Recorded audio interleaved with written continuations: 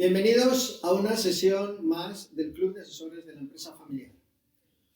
Es un orgullo y una alegría conectarnos hoy desde la casa de uno de nuestros miembros fundadores, Íñigo Susaeta. Y en la sesión de hoy tenemos como invitado a Jesús Casado, secretario general de European Family Business, director general adjunto del Instituto de Empresa Familiar, de vocación diplomático. Es el referente ideal para mediar entre instituciones, empresarios y academia. Proveniente de una empresa familiar, se ha convertido en un referente dentro del mundo de la empresa familiar. Y hoy lo tenemos con nosotros para hablar con el profesor Miguel Ángel Gallo, a quien ya conocéis por ser profesor emérito del IES y productor de numerosas investigaciones y publicaciones en el ámbito de la empresa familiar. Toda una vida dedicada a la investigación, a la docencia y a la consultoría en empresas familiares. Una inspiración para muchos y el alma mater de nuestro club de asesores de la empresa familiar. Hoy hablarán de las claves del éxito de las empresas familiares multigeneracionales, con dos temas concretos: comunicación y cohesión. Sin otro particular, les dejo con los profesores Miguel Ángel Gallo y Jesús Casado. Muchas gracias.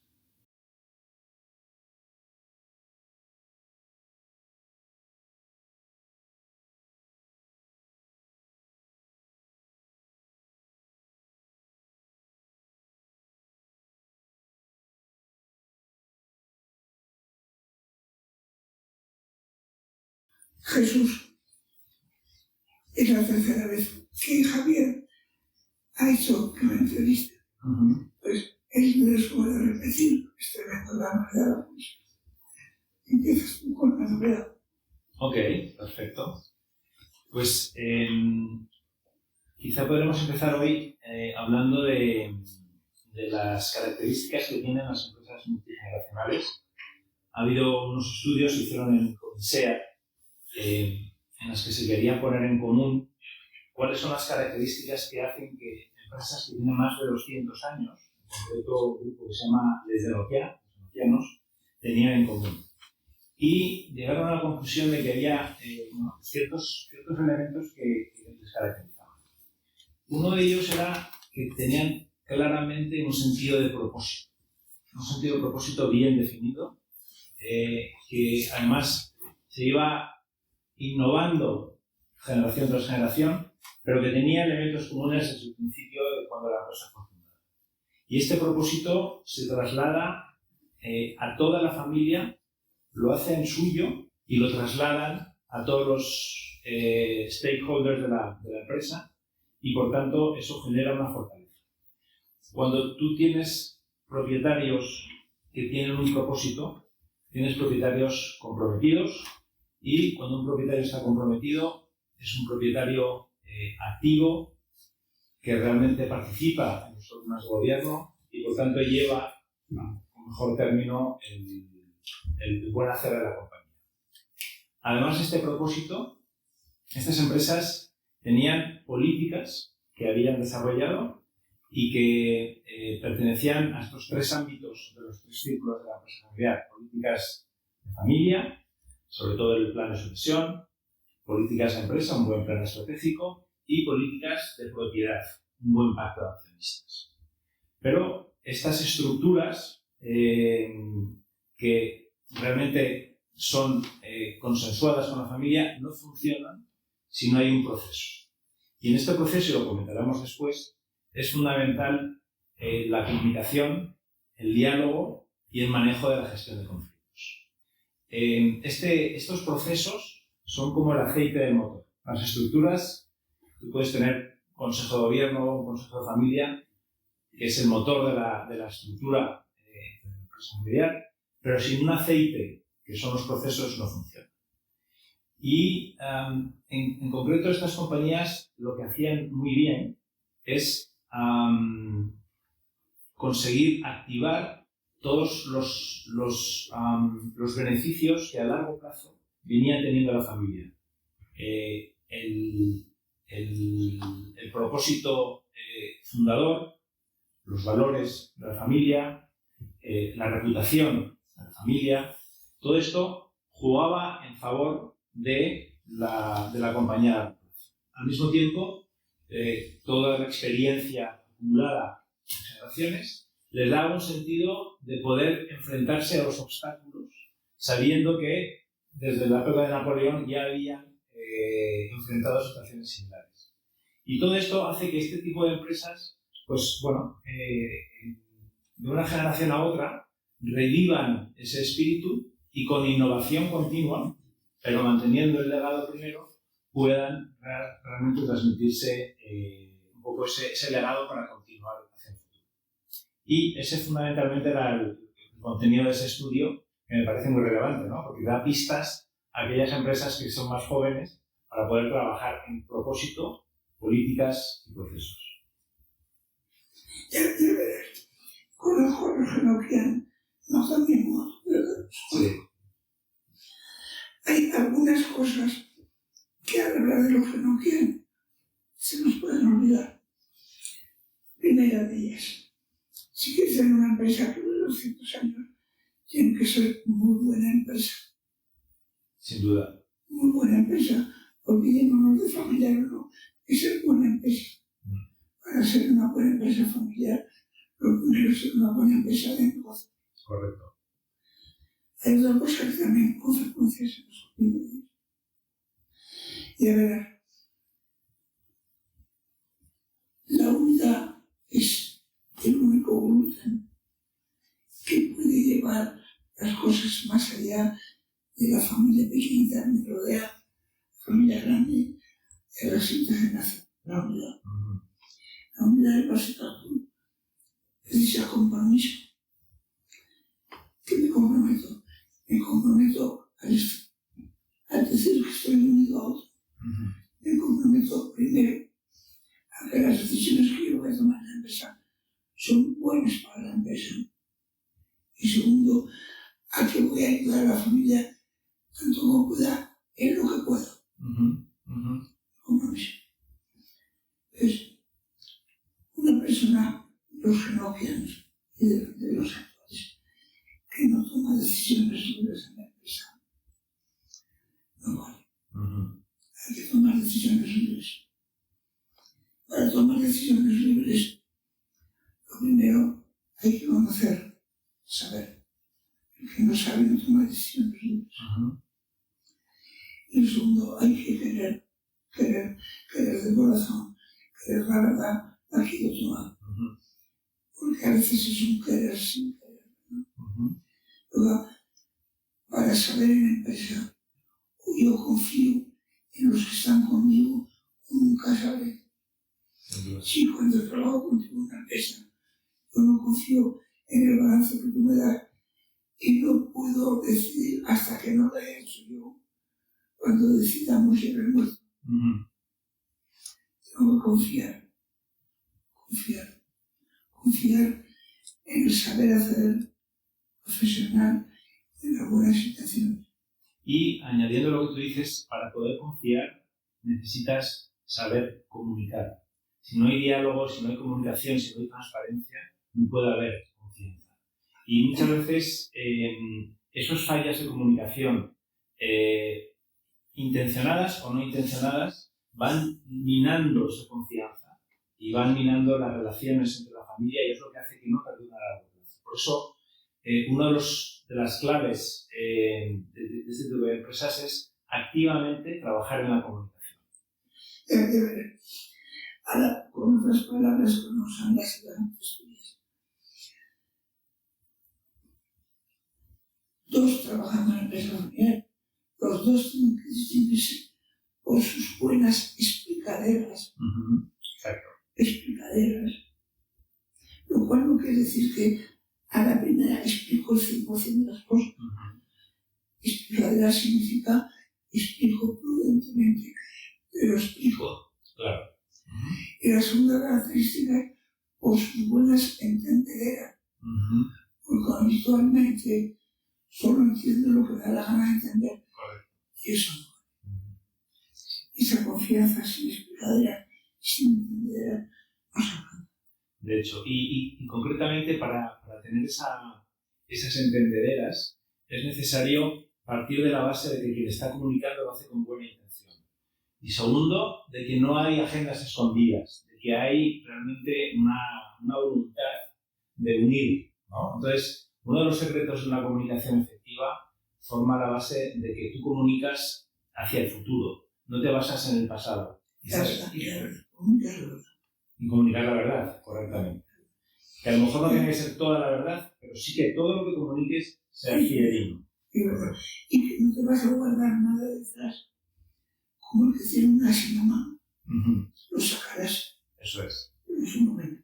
Porque muchas veces se tiene miedo en las dinámicas familiares, que son complejas, y pensamos que precisamente como estamos comunicándonos con seres queridos, la comunicación va a ser más fácil. Y es todo lo contrario. La mayor parte de los conflictos, discusiones entre familiares se producen por cuestiones que son distintas de las cuales se están discutiendo. Muchas veces, si no analizas el bagaje emocional que hay detrás, no descubres realmente las posibles fuentes de conflicto. Es cuando estás hablando y ya estás diciendo eso, pero te quería decir aquello. Eso es. ¿No? Sí. Se dice A, B, C. Hay una frase que alguna vez aprendimos. Lo único que de verdad te hace libre es la verdad. Veritas liberadimos. Esto es así. Oye, había una pregunta tuya en las que a mí me gustaría sacar ahora. ¿Cómo y cuándo hablar de dinero a la siguiente generación? Es un tema muy delicado, ¿verdad? Sí. Pero no podemos llegar al extremo de cuando habláis de testamentos enteráis. Correcto. No podemos llegar a eso. Hay dos errores cuando se quiere hablar de dinero a las siguientes generaciones. Hacerlo demasiado pronto y al mismo tiempo hacerlo demasiado tarde. Ambos son posiciones extremas. Hay que hacerlo en el momento adecuado y de forma progresiva. Y, como tú bien decías, no hace falta decirlo todo, pero sí que es bueno manifestar la cultura de que el dinero cuesta ganar, ¿no? De que es necesario esfuerzo. Y muchas familias consideran que es mejor esconderlo para que no se sientan con el derecho de tener esa herencia y que eso genere, por ejemplo, una cultura del entitlement, como dicen los americanos, la cultura de yo me lo merezco. Las familias con un gran patrimonio son familias distintas de las familias que no tienen ese gran patrimonio. Y eso es una realidad. Lo único que no puede ni generar un sentido de somos superiores por tener ese patrimonio, y en efecto contrario muchas veces les genera una situación de culpa por tener ese patrimonio. Las relaciones que se generan con los amigos cuando se enteran de que se tiene ese patrimonio a veces se enturbian precisamente por eso. Por eso manejar de una forma adecuada esa información es importante. Yo conozco a varios empresarios que han incluso donado vida a sus hijos y les han donado sin decirles exactamente la cuantía, pero saben que tienen ahí algo para el futuro. Pero comunican lo justo, pero para saber que, bien, esto será tuyo, lo tendrás que ganar y supone responsabilidad también. Hay que haber un poquito más que se cierra. Me refiero no tanto patrimonio, el salario de mi hijo tiene que ser de mercado. Claro. Un poquito más. Si quieres hasta un 20% más. ¿Por qué? Porque no tiene la libertad de ser en casa como lo tiene que ser. Claro, sí. Entonces, salarios de mercado, salarios conocidos, salarios distintos entre primos hermanos, según el puesto de las responsabilidades de cada quien. Política clara de cuánto reinvertimos, cuánto va a dividendos. A ver, estábamos trabajando en una empresa en que, desgraciadamente, los 2 últimos años he hecho pocos beneficios, no puedo dar más dividendos. Y han sacado la serie histórica de dividendos en hace muchos años, repartieron el 100%. Ah, mira. Entonces, mira, con una política errando, Irregular, claro. no puedes caminar. Claro. Hay que hablarlo muy claro con todos. Sí, porque las familias necesitan predictabilidad también, ¿no? No todos los miembros familiares trabajan en la empresa. ¿Cómo distingues aquellos que trabajan de los que simplemente son propietarios? Por eso la distinción entre salario y dividendo es muy importante. La distinción entre salario, ser ejecutivo, y salario por ser consejero. Correcto, también, totalmente de acuerdo. Sí.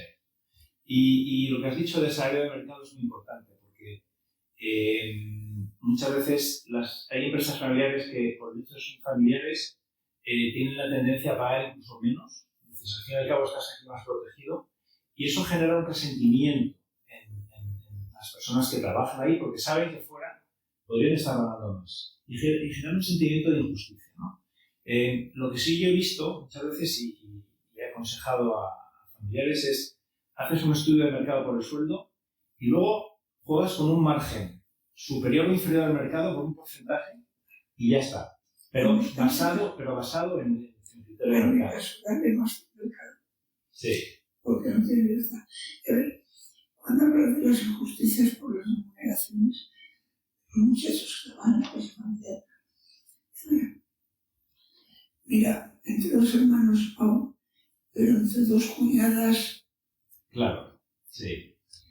No hay cuñada que entienda que su marido cobra menos, salvo que no se lo expliques muy despacio. Sin duda, sí. Claro. Y ahí juegan las dinámicas entre yo soy familiar y soy el padre y por tanto debo tratar a mis hijos por igual, pero al mismo tiempo yo soy el CEO y son trabajadores y por tanto deben ser remunerados como el mercado. Esas 2 dinámicas entran en fuerza y muchas veces malentendidas, ¿no? En esa dinámica yo tengo la opinión de que hay que tratar a todos diferentes porque todos son distintos. Sin duda, correcto. Sí. No hay mayor injusticia que tratar igual de los desiguales. Sí, exactamente. Yo tengo un caso ahora de una familia en el que el padre fundador son 3 hijos, los 3 ejecutivos. Uno es el CEO, otro es el COO y el otro han creado un puesto para él, que lo han llamado Chief Growth Officer. El CEO tiene 5.000 personas a su cargo y el Chief Growth Officer tiene dos personas. Y todos ganan por igual, porque el padre no quiere generar distinciones. Está creando mucho conflicto en la familia, porque el CEO dice, yo estoy trabajando mucho y no sé por qué mi hermano con 2 personas a su cargo que encima me reporta tiene que ganar lo mismo. Injusticia. Sí. Muy bien. Déjame, entre las preguntas que tú me has mandado, vamos a elegir.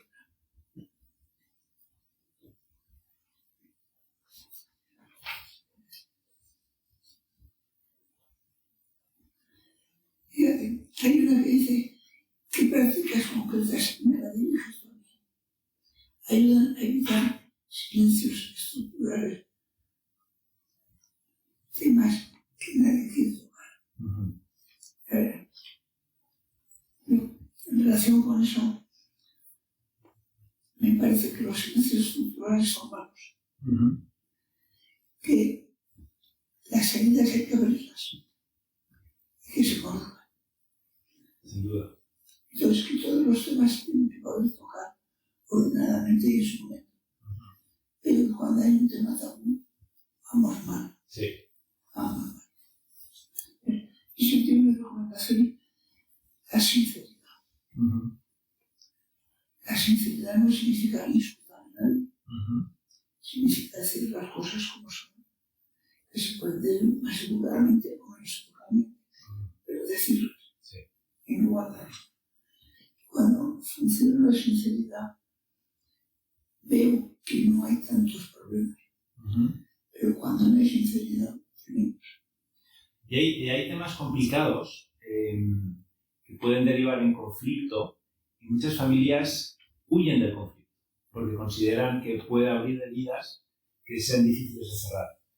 Mi recomendación siempre es establecer cauces de diálogo para tratar ese tema, hacerlo de una forma respetuosa, poniendo límites y barreras a esa discusión, pero tratarlas. Y cuanto antes mejor, porque si no se generan problemas de enquistamientos, de resentimientos, de diferencias de opinión, y muchas veces puede llegar a crear un fin de la comunicación, y eso genera una ruptura de la confianza. El conflicto, desde mi punto de vista, es algo natural y normal en cualquier estructura humana, porque simplemente tenemos diferencias en la percepción de valores, de objetivos, de expectativas, de necesidades, y eso es realmente el conflicto. Simplemente es una percepción distinta de ese tipo de cuestiones. Ahora bien, en el momento en que se establecen causas de diálogo para poder conversar de una forma natural, eso genera un crecimiento y un fortalecimiento de la relación. Y muchas veces, y me gusta hablar de esto porque en muchas familias se identifica una opinión diferente con un ataque personal. Y hay que distinguir tranquilamente en el que opinar de forma diferente no significa tener una agresividad con respecto a la opinión del contrario. Simplemente hay que distinguir cuáles son las cuestiones que se pueden negociar y cuáles son las que no son negociables. Distinguiéndose esos parámetros, entrar en las que son negociables y establecer las barreras en lo que no es negociable. En ese sentido, a mí también me parece importante que si llega un momento que esto es opinable, y no terminamos de ver que esto es mejor que esto. Me hace falta un miembro del Consejo de Administración o el Consejo de Administración entero.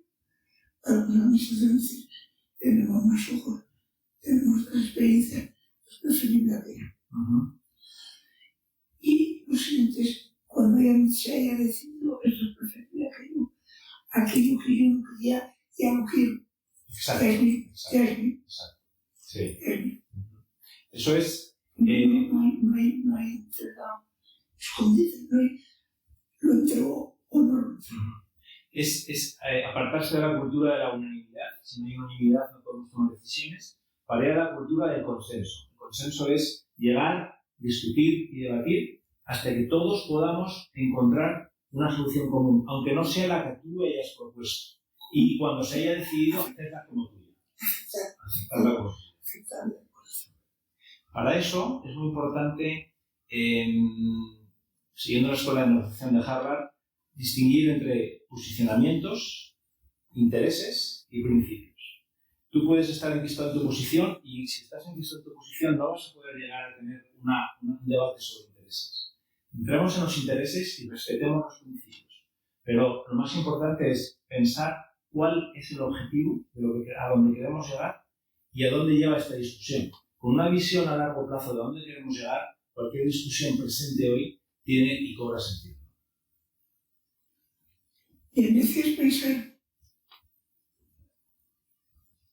en la gran importancia que tiene para cualquier familiar disponer de una estrategia clara. Un conjunto de objetivos y políticas, claro. Pero podemos revisar, pero claro, porque si no tenemos un propuesto en el mercado común, ¿cómo voy a ganar yo la competencia? Claro. Si no lo tengo completo, no voy a hacer. Como decía Potter, ¿no? La esencia de la estrategia consiste en decir que no a todo aquello que no es su estrategia. Es necesario tener un objetivo claro y seguirlo, y apartarte de todo aquello que no te conduce a ese objetivo claro. Si hay que revisar ese objetivo porque las condiciones del mercado varían porque la situación es distinta, hablemos y pongámonos de acuerdo en un nuevo objetivo, pero no nos desviemos. Ahí es donde algunas de las familias que yo conozco disputan y no se cambian. Sí. Me dejas de elegir otra vez. Por supuesto. Necesito recordarlas.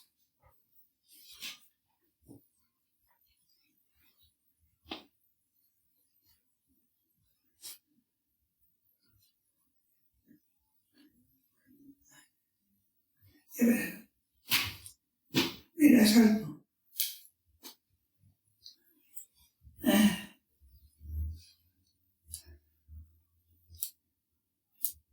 Vamos a hablar, si te parece, un poquito de delegación. De delegación. Y por eso el viejo eso que tengo que delegar. Entonces, pues es que tienes que recibir la delegación. Parece hacernos todo. A mí me parece que yo, tú me dirás si es no, si te parece bien, ¿no? Que yo, para poder delegar, tengo que saber expresar con precisión lo que hago. Y lo que hago lo puedo llamar objetivos, funciones, responsabilidades. Y tengo que reflejar con precisión con qué grado de autonomía hago lo que hago. Mira, como soy el presidente del Consejo, en este tema, autonomía total. La verdad es como que hay una comisión de nombramiento de sus atribuciones, aunque sea presidente del Consejo, pues mi autonomía es total. Claro. Pero, aunque sea yo el presidente del Consejo y no siempre tengo autonomía total. Entonces tengo que decir, hago estas cosas con esta autonomía. Luego, para decidir mi puesto de trabajo, si puedo estar conforme, tengo que decir, y ahora me coordino con los demás de esta manera, un comité, consejo de administración, un comité que quiera, que sea, y luego otro que me toca simplemente. Y luego tengo que decir, para decidir mi puesto de trabajo, decir, y me entiendo, habitualmente, despacho con mi hermano, de APC. Entonces, ahora quiero agarro la lista de cosas, cojo estas dos, con estas la nivel de autonomía y te las doy, toma, ya te tengo. ¿Qué te parece? Si hay un criterio claro de delegación. Agarrado tres, sí. Entonces, sabes tú más que yo. Sí. Me parece bien. Me aburren. Estoy haciendo viejo, pero agarro tres y te las doy. No me parece mal, siempre y cuando yo tenga clara cuáles son los parámetros. Si tengo autonomía para decidir solo en esas materias, entonces sí. A mí me parece perfecto. Siempre y cuando no haya un abandono de responsabilidades. Cuando tú delegas, pero al fin y al cabo tú eres el líder. El líder siempre tiene que monitorear si al fin y al cabo se van a cumplir los objetivos con esa delegación. ¿Qué tengo que hacer yo que acabo de delegar? Para la delegación. Para no dar de mano a mis responsabilidades. Para comportarme como tú quieres que me comporte. Bueno, tengo que hacer. Tengo que ser el consejo. Ok. Yo presentaría los resultados. Me has delegado estas competencias. ¿Vale? Dice, estos son los resultados y yo te reporto a ti con los resultados. Porque al fin y al cabo tú me has delegado unas responsabilidades y yo tengo que presentar unos resultados a quien lo haga delegado. ¿No? Porque no es mi competencia, pero es una competencia delegada. Por tanto, yo sí que tengo que reportar a quien me ha delegado esa competencia. Pero eso sí, recuerdo que si tú me la has delegado, me tienes que dejar autonomía para tomar decisiones. Si cuando yo estoy haciendo la persona que tú me has delegado, percibes que hay un desvío, que no hay una forma de hacer correcta o que se me va a desviar de los objetivos concretos, entonces entiendo que esa autonomía puede ser matizada y reproducida. Pero siempre me gustaría evitar lo que se llama el micromanagement, es decir, que tú me vayas a monitorear cada segundo del que yo hago. A ver, ¿qué preferirías? Que te estás desviando y lo percibo que es claro. Y si tengo que decir pocas palabras, preferirías que lo dijera y te lo dijera en un consejo. Preferiría que me dijeses personalmente a mí primero,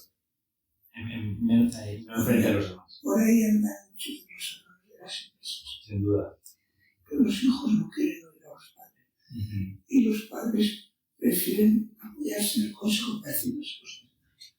Los demás conocen. Y eso tiene un nombre, se llama triangulación. Eso significa no tener una conversación directa ni una comunicación directa con quien no tienes y te sientes más cómodo dando un mensaje a través de otros o triangulando. Y eso genera al final falta de confianza y genera rupturas porque realmente la triangulación muchas veces deja en una posición cómoda al delegante, pero muy incómoda al que está siendo observado por los demás. Entonces, les aconsejo clarísimamente una triangulación más que una conversación directa. Y si se produce triangulación, la persona que está sufriendo esa triangulación es la responsable de decir, por favor, rómpela, me gustaría que me lo dijeses directamente. Ay, ahora te toca sacar de ti preguntas. Ok, vamos a ver alguna que tenga por aquí.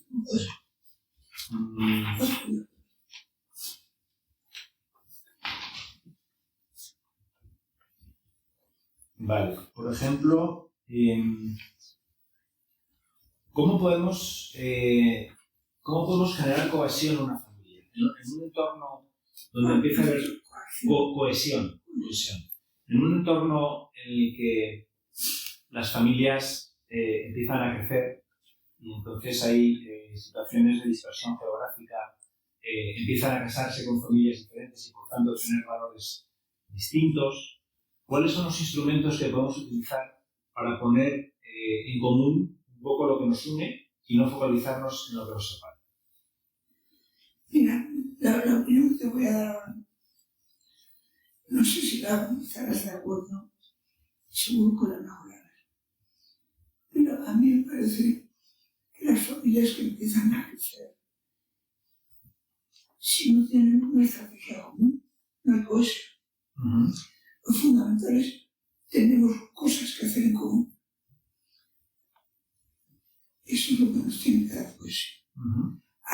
Después de eso, le añadiremos que lo fortaleceremos con este papel, este documento que da confianza. Lo fortaleceremos con esta persona que está con nosotros en ayuda. Pero que si no tenemos una meta común, no tendremos nunca cohesión. Sí. Me gusta mucho. Una de las familias, hace mucho tiempo, el dentista. Su familia tiene una empresa familiar. Su hermano la dirige muy bien. Eres dentista. Amigo mío, pero no me enseñaba a ser consejo. Eres un consejero de administración. Un dentista consejero de administración. Están cohesionados perfectamente. Porque cuando él va al consejo tiene que se habla de cada uno. Claro.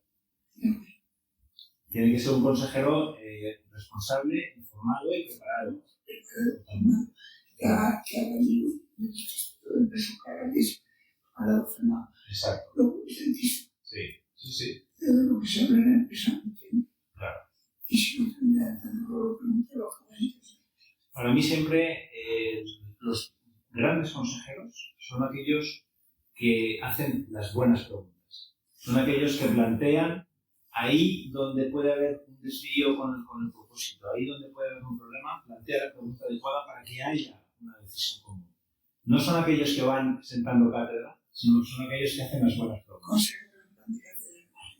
Exacto.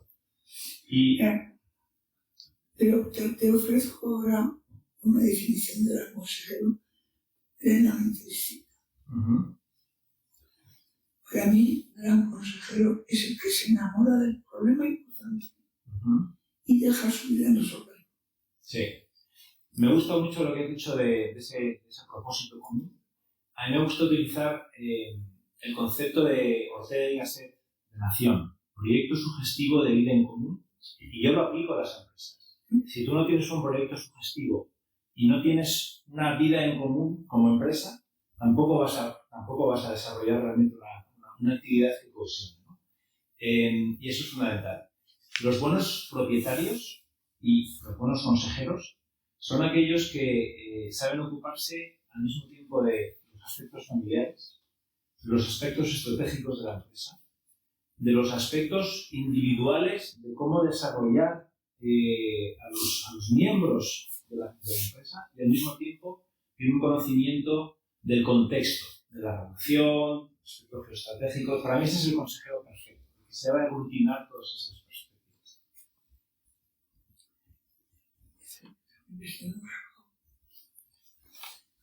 ¿Tenemos algunas preguntas de la audiencia? Perfecto. Claro. La primera dice, ¿cómo abordar las disfunciones relacionales que pueden poner en riesgo la continuidad de la empresa familiar?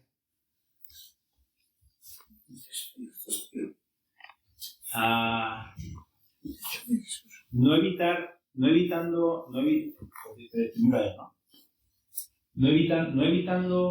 las cuestiones difíciles, teniendo la valentía de afrontarlas en el momento en que surgen, generando espacios de diálogo, aprovechando mucho el conocimiento que tenemos de esos familiares y cuidando mucho la comunicación no verbal, que muchas veces se descuida.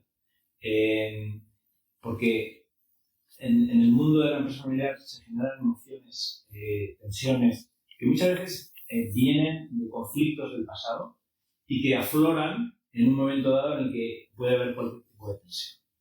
Entonces, fundamentalmente es afrontar el problema lo antes posible y establecer esos cauces para encontrar un buen diálogo. No, Javier, con otras palabras, pero lo mismo. No podemos dejar que crezca el fuego.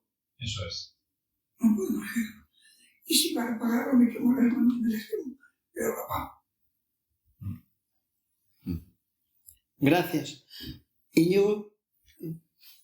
Un caso práctico sobre lo que estabais hablando hace un momento, ¿no?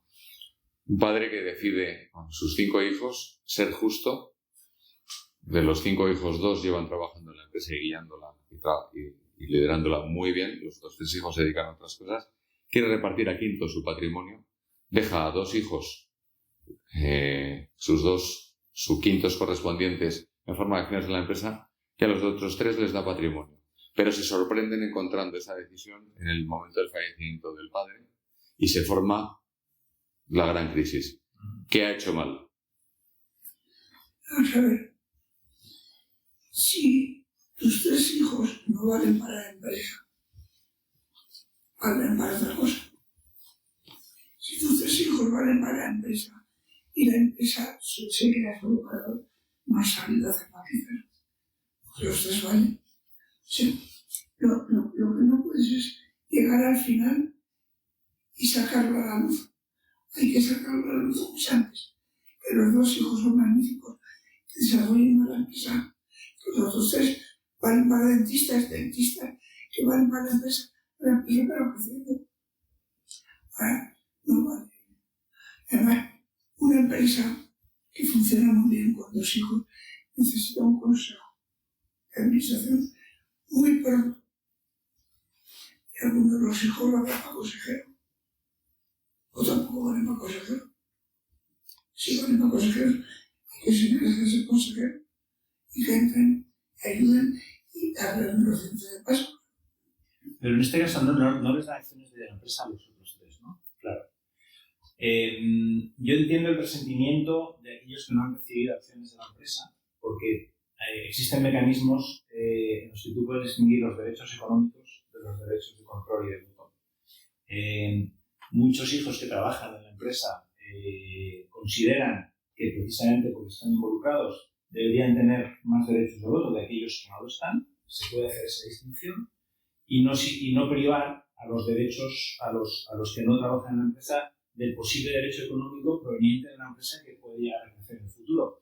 y por tanto entiendo en parte el sentimiento de esos tres hijos. Hablábamos antes, Íñigo, de Felipe Próspero, de Oriol. En una empresa, yo he visto hacer a Oriol, pero muy grande, ahora tiene 4.000 obreros. Una comanditaria arriba que solo tiene el poder. Y otra comanditaria abajo que tiene la propiedad, claro, pero no el poder. Claro. No, esas son fórmulas que tienen que conocerse, saberse y aplicarlas. En la comunitaria de arriba, que tiene el poder, la elección del miembro de la familia que entra en la comunitaria se hace con todo tipo de garantías, porque va a tener poder. Nosotros, a la repartición de los dividendos, la discusión estará en cuánto dividendo, cuánta inversión. Luego, en esos casos, hay que generar sistemas de pactos de accionistas para que pueda haber compraventa de acciones entre ellos. Es muy natural que quien trabaja en la empresa y le dedica el 100% de su tiempo pueda potencialmente querer comprar a sus hermanos, y si se establecen esos mecanismos, no tiene por qué generar unos problemas que se enquistan simplemente compensando con patrimonio a quien tenía la expectativa de formar parte de la estructura accionarial de la empresa. La sindicación por parte de accionistas es un derecho de la accionista, pero es una figura muy poco explicada, muy poco comentada, y que cuando alguien la establece, yo no conozco la razón para acabar guardando un secreto. Los pactos de accionistas podemos pactar, nosotros somos accionistas, podemos pactar desde una sola decisión hasta hacer un pacto que cubra todas las decisiones hasta que yo me muera. Bueno, si lo utilizas bien, haces maravillas. Si lo utilizas mal, es motivo de lucha. Pero no es la sindicación de accionistas, por lo menos en el IES, desde que yo digo, se habla poco. No sé si hablamos del Instituto de Empresa, pero es una figura extraordinariamente rica y favorecedora de la unidad de la familia, sí, la sabes.